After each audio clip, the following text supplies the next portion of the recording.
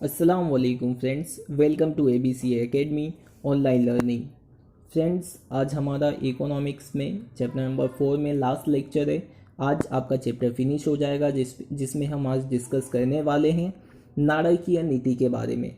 तो नारकीय नीति बेसिकली होता क्या है, तो सबसे पहले उसका अर्थ देख लेते हैं हम। નાણાકીય નીતિ એટલે અર્થતંત્રમાં નાણાંની માંગ અને નાણાંની પુરવઠા असमतोलाને संचालन अथवा नियंत्रण करवा अंगेनी नीति। नाણાકીય नीति क्या है? नाણાકીય नीति ये कहती है कि अर्थतंत्र में नाड़ा मतलब जितने भी पैसे हैं वो पैसों में मांग और उसकी पुरवठा के बीच में क्या लाना है, उनको समतुला लाना है। मतलब जो भी असमतुला है उस पर से संचालन और नियंत्रण करके दोनों का जो समतुला है, समतुला मतलब बैलेंस, दोनों का बैलेंस बनाए रखना है, जिसे हम नाણાકીય नीति कहते हैं। अगर आपको मांग और पुरवठा नहीं है तो मैं बता दूं कि नॉर्मली मांग और पुरवठा एक ऐसी चीज़ है मार्केट के अंदर या तो फिर अर्थतंत्र के अंदर जो दोनों इक्वल होनी चाहिए, मतलब दोनों में बैलेंस होना चाहिए। अगर ये इसमें से कोई भी कम या ज़्यादा होता है तो फिर अर्थतंत्र में इसका प्रभाव, इसका इफ़ेक्ट बहुत ज़्यादा देखने को मिलता है। तो यहाँ पे भी क्योंकि चूँकि ये नाणाकीय नीति है, इसके लिए यहाँ पे सिर्फ नाड़ा की बात होगी कि नाड़ा के अंदर जो मांग है, नाड़ा की जो मांग है और नाड़ा का जो भी पुरवठा है, वो दोनों के बीच में हमको क्या बनाना है, समतुला। तो उसे हम बोलेंगे समतुला मतलब बैलेंस, उसे हम बोलेंगे नाणाकीय नीति। नाणाकीय नीति के साधनों के बारे में बात करें तो उसके दो साधन हैं, परिमाणात्मक और दूसरा साधन है गुणात्मक। दोनों क्या हैं और इसके अंदर कौन कौन से साधन आते हैं उसके बारे में हम डिस्कस करते हैं। परिमाणात्मक साधनों की बात करें तो उसमें कुछ 6 साधन हैं। सबसे पहला है बैंक रेट, फिर उसके बाद रेपो रेट અને रिवर्स रेपो रेट, तीसरा कपड़ा समयમાં સ્થિરતા લાવવા માટેની જોગવાઈ, રોકડ અનામત પ્રમાણમાં ફેરફાર, કાયદામાન્ય પ્રવાહિતાનું પ્રમાણ, खुला બજારમાં કાર્યો। उसके बाद गुणात्मक साधनों की बात करें तो सलामतीની જરૂરિયાતો, માર્જિનની જરૂરિયાતો, ધિરાણની ટોચ મર્યાદા, भेदभावयुक्त અને भेदपारखू ब्याजનું दर। एक एक करके हम जो IMP है इसके अंदर से वो देखते हैं। तो परिमाणात्मक साधनों में हम सबसे पहले बात करते हैं बैंक रेट के बारे में। बैंक रेट क्या है? बैंक रेट जब कोई भी व्यापारी बैंक RBI के पास से नाણાં उधार ले છે અને જે વ્યાજના દરે આપે છે તેને बैंक रेट કહેવામાં આવે છે।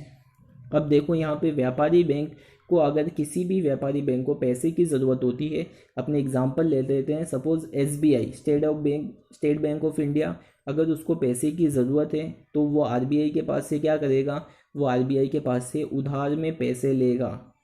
तो जब वो उधार के पैसे लेगा तो उसको उस पर क्या चुकाना पड़ेगा, ब्याज चुकाना पड़ेगा। तो जो भी ब्याज का दर होगा, सपोज़ हम मान लेते हैं ब्याज का दर 3% है, 5% है, 10% है, 7% है, कुछ भी हो सकता है। तो जो भी ब्याज का दर होगा उस दर को हम क्या कहेंगे, बैंक रेट। ठीक है, इजी है। व्यापारी बैंक RBI के पास से नाड़ा उधार लेता है और जिस दर पे लेता है उस दर को बैंक रेट कहेंगे, बैंक रेट। फिर उसके बाद रेपो रेट और रिवर्स रेपो रेट की बात करते हैं। दोनों ही बहुत ही ज़्यादा इजी है। आप इस तरीके से समझ सकते हो कि यहाँ पे दो चीज़ें होंगी, एक तो RBI होगी, दूसरा बैंक। बैंक में कॉमर्शियल बैंक, जितनी भी बैंक है कॉमर्शियल व्यापारी बैंक है वो सारी आ जाएंगी। तो देखो सबसे पहला क्या होगा, रेपो रेट। रेपो रेट में ये होता है कि जो व्यापारी बैंक होती है वो टूका गाड़ा मतलब कम समय के लिए, जैसे कि 1, 7 या 15 दिवस, ये सिर्फ दिन है, 1 दिन, 7 दिन या 15 दिन के लिए RBI के पास से जो भी पैसा लेती है, उधार में नाड़ा लेती है, उसके ऊपर जो रेट होता है उस रेट को हम क्या कहेंगे, रेपो रेट। अब आप बोलोगे कि बैंक में भी तो यही था कि व्यापारी बैंक के RBI के पास से नाड़ा उधार लेती थी, तो वो उसका जो दर होता था, रेट होता था, उसको हम बैंक रेट कहते थे। वो भी सेम यहाँ पे, लेकिन दोनों में डिफरेंस क्या है, दोनों में डिफरेंस है समय का। यहाँ पे जो था वो लंबे समय के लिए होता है, लंबा गाड़ा के लिए होता है, लेकिन यहाँ पे टूका गाड़े की बात की है, जिसमें 1 दिन हो सकता है, 7 दिन भी हो सकता है और 15 दिन भी हो सकता है, उससे ज़्यादा नहीं होगा। तो ज़्यादा व्यापारी बैंक, जब व्यापारी बैंक टूका गाड़ा मतलब कम समय के लिए, समय आपको याद रखना है 1 दिन, 7 दिन और 15 दिन, कहाँ से लेती है, आरबीआई के पास से, मतलब आरबीआई उसको पैसे देगी बैंक को। तो जब ऐसे जिस रेट पे वो देगी, जो भी उसका ब्याज का दर होगा, उस रेट को हम कहेंगे रेपो रेट। उसके बाद आता है रिवर्स रेपो रेट। इसका पूरा उल्टा कर दो, जहाँ पे व्यापारी बैंक है वहाँ पे आरबीआई लगा दो, और जहाँ पे आरबीआई है वहाँ पे व्यापारी बैंक। मतलब इसमें रेपो रेट में क्या होता था, आरबीआई बैंक को पैसा देती थी, लेकिन अब क्या करेगी रेपो रेट में, रिवर्स रेपो रेट में आरबीआई बैंकों से पैसा लेगी, क्योंकि आरबीआई को भी कभी कभी पैसों की ज़रूरत पड़ती है। तो जब आरबीआई જ્યારે આરબીઆઈ ટૂંકા ગાળા માટે, इसमें भी वही दिन होगा, 1 दिन, 7 दिन और 15 दिन દિવસ માટે व्यापारी बैंकों પાસેથી જે રેટ પર લોન લે તેને रिवर्स रेपो रेट कहवामां आवे छे।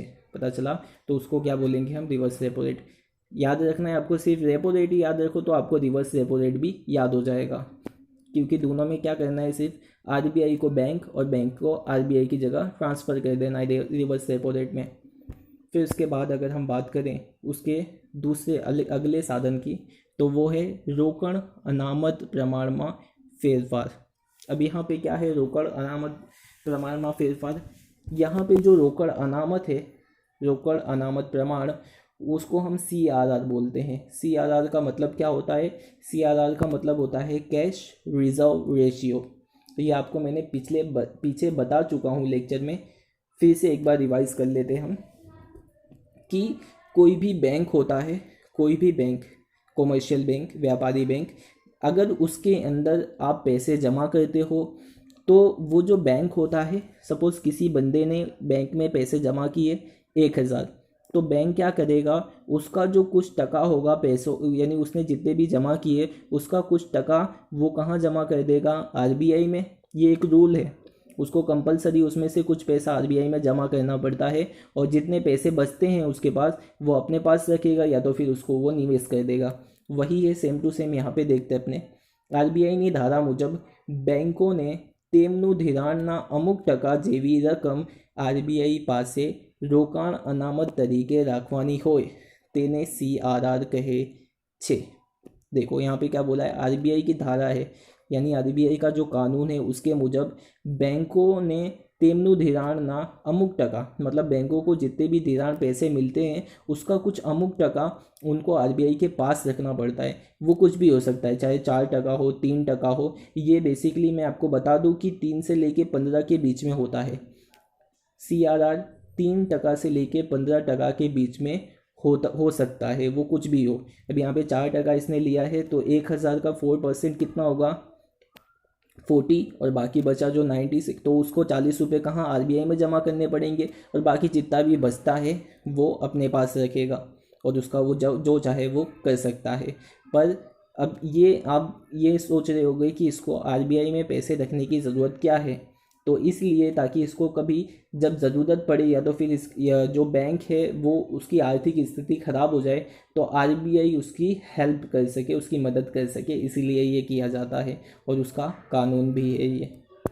फिर उसके बाद बात करते हैं हम कायदा मान्य प्रवाहितानु प्रमाण। अब इसको हम SLR बोलेंगे, स्टेट्यूटरी लिक्विडिटी रेशियो, जिसका पूरा नाम है।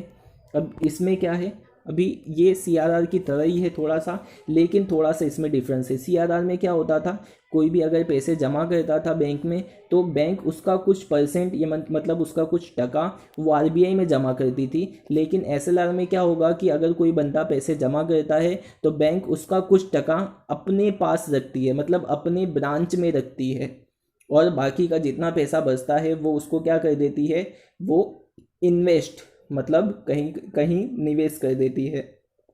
तो बैंकिंग रेगुलेशन एक्ट के मुजब व्यापारी बैंकों ने तेना થાપણના 25% સ્વરૂપે નકદ, સોનું અને સરકારી જામીનગીરી રાખવું जरूरी છે, જેને SLR કહે છે।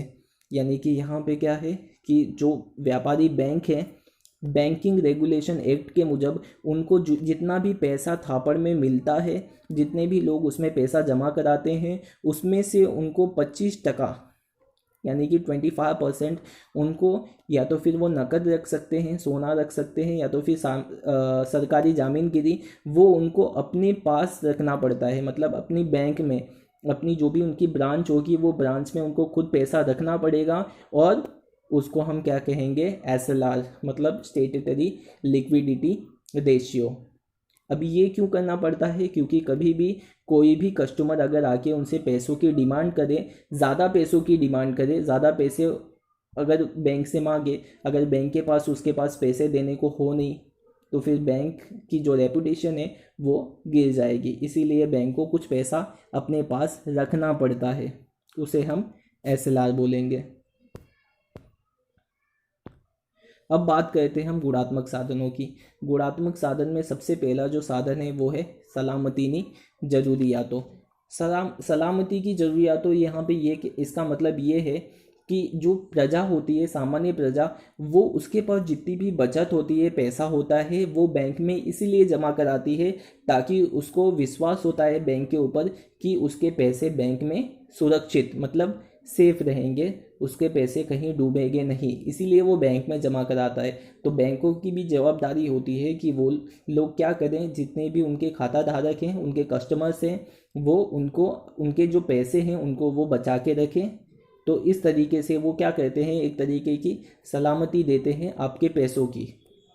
दूसरा अगर हम बात करें मार्जिन नहीं ज़रूरियातों, अब यहाँ पे मार्जिन का मतलब ये है कि सपोज़ कोई भी इंसान जो है वो लोन लेता है, कोई भी इंसान अगर लोन लेता है तो उसको उसके बदले में कुछ ना कुछ गिरवी रखना पड़ता है। सपोज़ अगर आपको लोन लेनी है, सपोज़ अगर आप गोल्ड लोन ले रहे हो, तो आपके पास 1 लाख का गोल्ड है, 1 लाख का सोना है, आप उसके ऊपर अगर लोन लेने जाओ तो 1 लाख के सोने के बदले में आपको बैंक 1 लाख नहीं देगा। हमेशा वो क्या करता है, उससे थोड़ा कम पैसा आपको देता है। मतलब अगर आपके पास 1 लाख का सोना है, उसके ऊपर आप लोन लेने जा रहे हो, तो आपको बैंक 1 लाख का पूरे 1 लाख नहीं देगा, बल्कि उससे थोड़ा कम 95, मतलब 95,000 आपको दे सकता है, उससे कम ही देता है, क्योंकि उसको डर रहता है कि आप उसका जो इंटरेस्ट है या तो फिर उसका जो ब्याज है वो भर पाओ या नहीं भर पाओ। तो इसीलिए वो थोड़ा सा पैसा पहले से ही उसमें से काट लेता है। सपोज़ आप घर के कागजात गिरवी रखने जा रहे हो, आपका घर 10 लाख का है, तो उसमें से भी वो आपको पूरे 10 लाख नहीं देगा, बल्कि उसके पैसे थोड़े काट लेगा वो। तो थोड़े पैसे काट के ही आपको बाकी की रकम देगा, जिससे वो उसका जो पहला फर्स्ट ईयर का जो इंटरेस्ट है, ब्याज है, वो वसूल कर सके। तो मार्जिन इसी बोलते हैं कि जब आप कुछ भी लोन लेने जाते हो, कुछ भी चीज़ गिरवी रखते हो, तो उसके बदले में वो पूरे पैसे नहीं देता है, उसमें से कुछ पैसे काट लेता है। फिर उसके बाद धीराणी टोच मर्यादा। अब यहाँ पे जो धीराण मतलब लोन दी जाती है, वो उसकी भी एक मर्यादा होती है, उसकी भी एक लिमिट होती है। मतलब कोई भी बैंक किसी भी इंसान को लोन डायरेक्टली नहीं दे देती, पहले वो पता करती है कि वो जो बंदा है वो कितने रुपए भर सकता है, यानी कितने रुपए ले सकता है लोन में, कितने रुपए उसको देने चाहिए और कितने रुपए नहीं देने चाहिए। क्योंकि हर एक बैंक अपना जो कस्टमर्स होते हैं उनका वो क्रेडिट रखती है। क्रेडिट का मतलब होता है कि ये बंदा कितने रुपए का उसके ट्रांजैक्शन पे डिपेंड करता है कि यानी किस इंसान को कितने रुपए वो लोन देना चाहिए। क्योंकि वो ऐसे ही बैंक ऐसे ही किसी को लोन नहीं दे देता, पहले वो कस्टमर्स के बारे में पूरा डिटेल निकालता है, उसके बाद उसकी जितनी हैसियत होती है कस्टमर की उतने ही वो लोन देता है। वो उसके ट्रांजैक्शन पे, मतलब उसके जो पैसे का लेन देन होता है बैंक के साथ, उसके ऊपर से वो सारा डिटेल निकाला जाता है। फिर उसके बाद हमारा लास्ट टॉपिक है भेदभाव युक्त, मतलब भेद पारखू ब्याज दर। अब यहाँ पे बैंक का एक अच्छा काम है, एक अच्छा काम या तो फिर बहुत ही अच्छा काम ये है कि बैंक जो है वो भेदभाव करता है, लेकिन ये जो भेदभाव है वो अच्छा वाला है। मतलब दो तरीके के इंसान होते हैं, एक अमीर इंसान होता है और दूसरा गरीब इंसान होता है। अब अगर हम किसी बिजनेसमैन की बात करें तो वो अमीर होगा, और किसी खेडूत की बात करें तो वो गरीब होगा। तो दोनों अगर लोन लेने जाते हैं तो बैंक यहाँ पे क्या करेगा, जो बिजनेसमैन है उससे ज़्यादा ब्याज वसूल करेगा, और जो खेडूत है उससे कम ब्याज वसूल करेगा, क्योंकि उसको पता है कि खेडूत ज़्यादा ब्याज नहीं भर सकता। तो इसीलिए बैंक चाहता है कि वो खेडूत से कम ब्याज ले, तो वो ले सकता है, उसके पास वो अधिकार है कि वो खेडूत से कम ब्याज ले और बिजनेसमैन से ज़्यादा ब्याज ले। इसीलिए यहाँ पे लिखा गया है भेदभाव युक्त, मतलब भेद पारखू ब्याजनु दर, मतलब वो भेदभाव कर सकता है ब्याज के दर में। यहाँ पे अपना चैप्टर फिनिश होता है। अगर आपको कोई भी डिफ़िकल्टी हो ये चैप्टर के रिलेटेड तो आप कमेंट बॉक्स में कमेंट करके पूछ सकते हैं, मैं आपको उसका आंसर दे दूँगा। Thank you.